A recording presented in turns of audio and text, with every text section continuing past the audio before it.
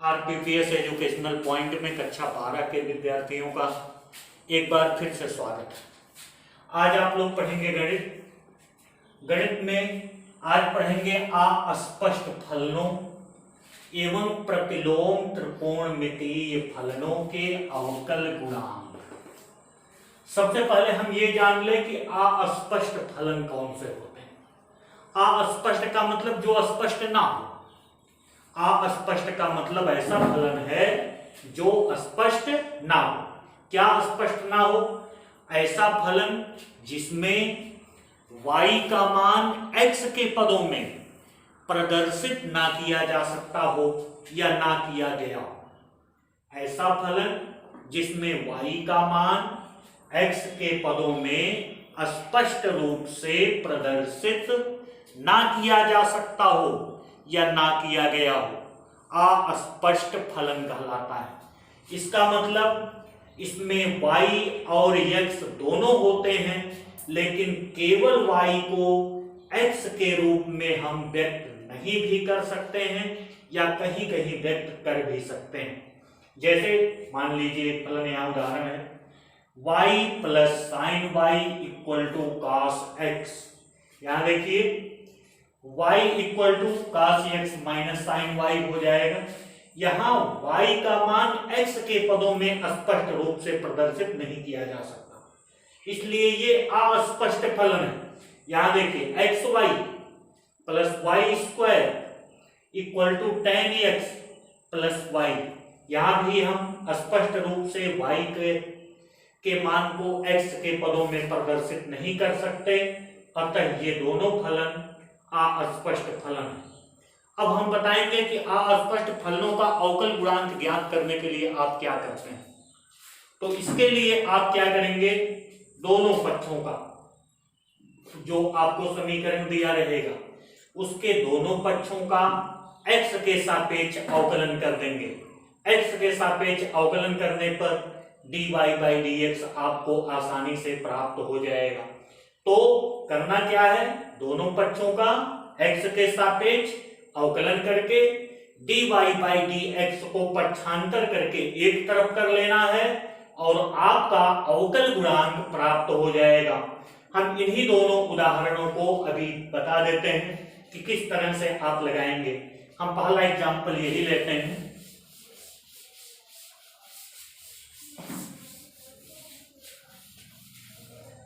ये देखिए है y plus sine y plus sine y equal to cos x।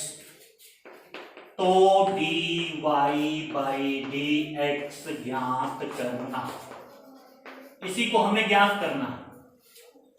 यानी इस फलन का x के सापेक्ष अवकल गुणांक ज्ञात करना है और ये एक अस्पष्ट फलन है। तो चलिए हम x के सापेक्ष अवकलन करते हैं।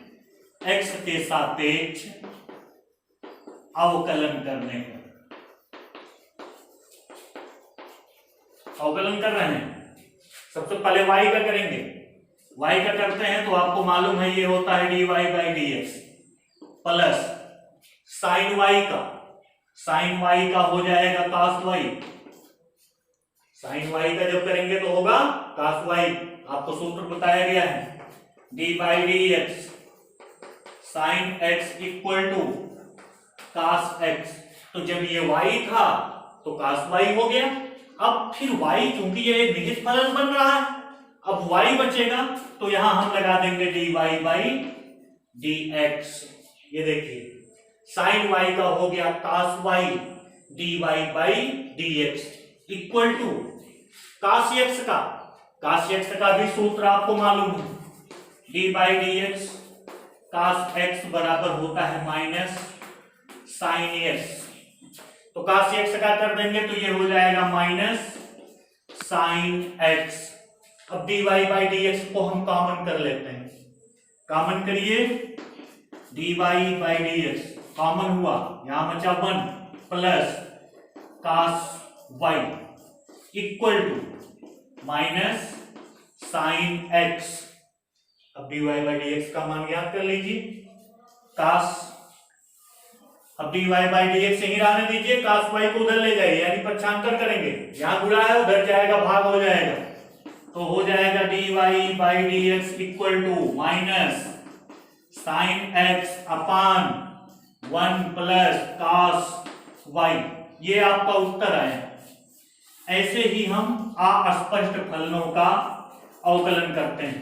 एक उदाहरण और लेते हैं, नीचे वाला, ये देखिए, ये उदाहरण, यहां भी हमको dy बाई dx ज्ञात करना है, dy बाई dx ज्ञात करना। ये भी एक अस्पष्ट फलन की तरह है, तो हमको जब ज्ञात करना है तो फिर वही दोनों पक्षों का x के सापेक्ष अवकलन करेंगे, जैसे हमने ऊपर किया। दोनों पक्षों का x के सापेक्ष हम ऊपर जैसे अवकलन किए थे वैसे ही अवकलन करेंगे। चलिए करते हैं। दोनों पक्षों का x के सापेक्ष अवकलन करने पर, चलिए करिए। ये है x गुणे y, यानी दो फलनों का गुणनफल, x का और y का, दो फलनों के गुणनफल का अवकल गुणांक आपको बताया गया होगा। ये होता है पहला फलन x गुणे दूसरे फलन का अवकल गुणांक dy बाई dx, धन दूसरा फलन y धन पहले फलन का अवकल गुणांक d बाई dx, और x का करेंगे तो एक आता है प्लस वाई स्क्वायर का करिए, वाई स्क्वायर वही एक्स की पावर n वाला सूत्र लगेगा, तो ये हो जाएगा 2y dy by dx equal tan x का sec स्क्वायर x। आपको सूत्र बताया गया होगा, dy by dx tan x का sec square x plus y का dy बाई dx। ये चीज आप समझ गए होंगे। हर जगह D by d x D by d x D by d x D by d x लगा दिया जाता है, लेकिन जब हम प्रश्न हल करते हैं तो उनको लगाना बहुत उचित नहीं है, तो डायरेक्ट हम अवकलन कर रहे हैं। यहाँ देखिए दो फलनों का गुणनफल हमने लगाया x इंटू वाई में, वाई स्क्वायर में हमने क्या किया, हमने ये सूत्र लगाया D by d x x की पावर n बराबर एन एक्स की पावर n माइनस 1, तो उसी तरह हमने लगाया तो ये हो गया 2y dy by d x, tan x का sec स्क्वायर x और y का dy बाई dx। अब dy बाई dx को एक तरफ कर लीजिए और बाकी सबको एक तरफ कर लीजिए, यानी जहां जहां dy बाई dx है वो सब एक तरफ, बाकी सारी चीज एक तरफ। तो यहां देखिए है x dy by dx plus, यहां देखिए नहीं है, ये खाली y बचेगा, dy बाई dx का मान एक होता है, इसको छोड़ देते हैं। इसमें है plus 2y dy by dx, यहां देखिए dy बाई dx था, एक dy बाई dx उधर भी है, इधर लाइए, minus dy by dx equal to, अब देखिए बचा क्या, इस पक्ष में बच गया sec square x, sec square x। आगे फिर इसको हम उधर ले जाएंगे y को, इसका मान एक हो जाएगा, y उधर जाएगा तो माइनस y, यहां से dy बाई dx कॉमन करेंगे, इस पूरे में से कॉमन करिए, dy बाई dx बाहर हुआ तो देखिए क्या बचता है, यहां पे बच गया x, यहां बच गया प्लस 2y, यहां बच गया माइनस 1 इक्वल टू, ये चीज बची sec square x minus y। अब dy बाई dx का मान निकाल लीजिए, dy by dx equal to, ये इधर आएगा तो भाग हो जाएगी, sec square x minus y upon x plus 2y minus 1। ये देखिए dy बाई dx का मान आया। तो इस तरह से हम अस्पष्ट फलनों का अवकल गुणांक ज्ञात करते हैं, अर्थात दोनों पक्षों का x के सापेक्ष अवकलन करते हैं, उसके बाद dy बाई dx को एक पक्ष में करके कॉमन करके dy बाई dx का मान ज्ञात कर लेते हैं। प्रतिलोम त्रिकोणमितीय फलनों के अवकल गुणांक। अब तक हमने पढ़ा अस्पष्ट फलनों के अवकल गुणांक। अब हम प्रतिलोम त्रिकोणमितीय फलन। प्रतिलोम त्रिकोणमितीय फलन का मतलब होता है, आप पढ़ेंगे एक चैप्टर मिलेगा कक्षा 12 में ही, यहां पर हम प्रतिलोम त्रिकोणमितीय कुछ फलन बता दे रहे हैं। त्रिकोणमितीय फलन जैसे sine inverse x, cos inverse x, tan inverse x, cot inverse x, sec inverse x और कोसेक इनवर्स एक्स। ये प्रतिलोम त्रिकोणमितीय फलन है। प्रतिलोम क्यों है? क्योंकि इनवर्स लगा हुआ है। अगर हम y बराबर साइन x मान लें तो x बराबर हो जाएगा साइन इनवर्स y। तो यही है, ये प्रतिलोम त्रिकोणमितीय फलन है। आप प्रथम सिद्धांत से इनका अवकल गुणांक ज्ञात कर डालिएगा, जैसा कि कक्षा 11 में बताया गया है। यहां पर हम आपको सूत्र इन सबका बता दे रहे हैं, ये सूत्र याद कर डालिएगा। जो भी प्रश्न आएंगे वो आप आसानी से हल कर लेंगे। तो सबसे पहले हम साइन इनवर्स एक्स का बता दें, D by d x sine inverse x equal, ये पहला त्रिकोणमितीय फलन है, प्रतिलोम त्रिकोणमितीय फलन। ये होता है 1/√1 माइनस एक्स स्क्वायर। ये देखिए साइन इनवर्स एक्स का अवकल गुणांक 1/√1 माइनस एक्स स्क्वायर ये होता है, याद कर डालिएगा। कैसे निकालेंगे? या तो आप इसको प्रथम सिद्धांत से अवकलन द्वारा निकाल लेंगे जो सूत्र आपको बताया गया है, या दूसरी तरह से निकालना चाहते हैं तो साइन इनवर्स एक्स बराबर वाई मानकर भी लगा सकते हैं। तो इसका सिद्ध कर डालिएगा। फिलहाल सूत्र याद रखिए। पहला सूत्र sine inverse x equal to 1/1 minus x square. दूसरा सूत्र d by d x cos inverse x, यही माइनस लगा दीजिए, माइनस 1/√1 माइनस एक्स स्क्वायर। अगर साइन का आपने याद कर लिया तो कॉस उसी का माइनस हो जाएगा। साइन इनवर्स एक्स का होता 1/√1 माइनस एक्स स्क्वायर, तो कॉस इनवर्स एक्स का माइनस 1/√1 माइनस एक्स स्क्वायर। तीसरा टेन इनवर्स एक्स का सूत्र d by d x tan inverse x, इसका होता 1/1 plus x square. D by d x tan inverse x equal to 1/1 plus x square. सूत्र याद रखिएगा।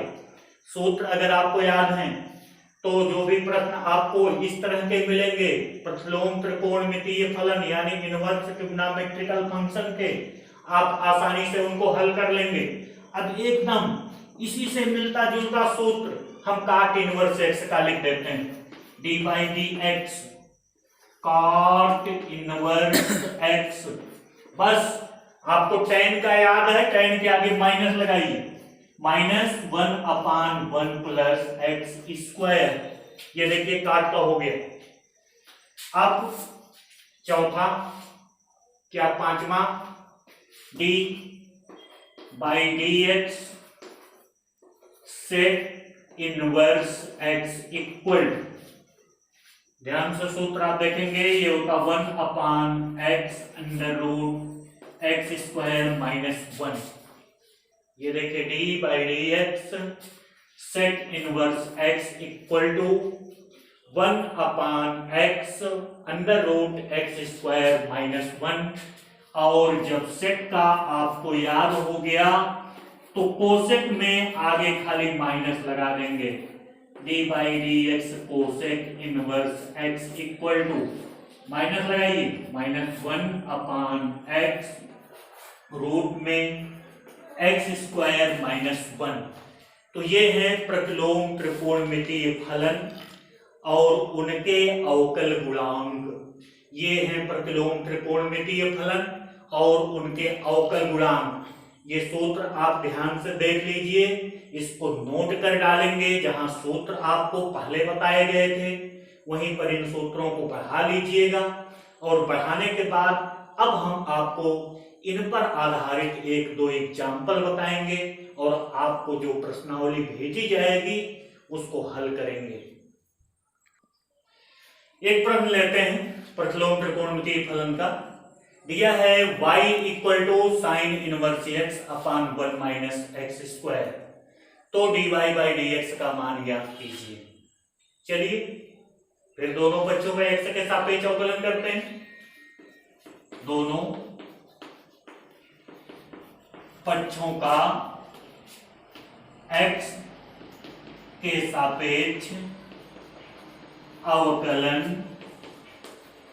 करने पर, यहां पे देखिए y है तो y का आपको मालूम होता है dy बाई dx।